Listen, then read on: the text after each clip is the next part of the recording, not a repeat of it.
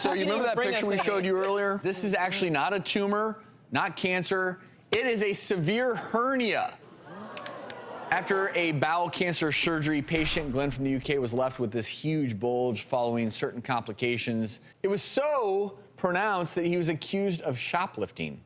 When a hernia gets to that size, wow, it's unusual that it's not repaired. Because you were talking about this. You've worked in the prison system, and from his picture, you said, what did you say? This reminds me of when I was working in the prison, because we saw a lot of hernias of that size, and you know, and it has to do with a number of things when they're incarcerated like that. Oh, look at that! It blows up.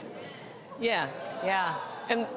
And that's what you do. You go to sit up, do a Valsalva maneuver, and the contents of the hernia protrude out. And so what we would do, what we really look for, is there any tenderness around the sides of it? Does it seem like it's been strangulated? Will it go back in, or is it stuck out? And you would recommend a binder, right? Yeah, a lot of times. exactly. Obviously, surgical repair is the ideal, but ironically, the really, really, really large ones are not as dangerous as the small ones, because when the intestines come out through a tiny little opening, that's when they can get trapped, cut off blood supply. That's just uncomfortable.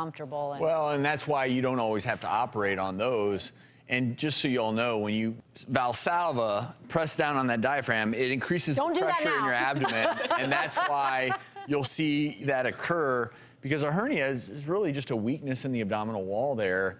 And the good news for this gentleman is ultimately he did get the surgery that he required, and apparently he had a really good outcome. In fact, look at that. We'll be right back.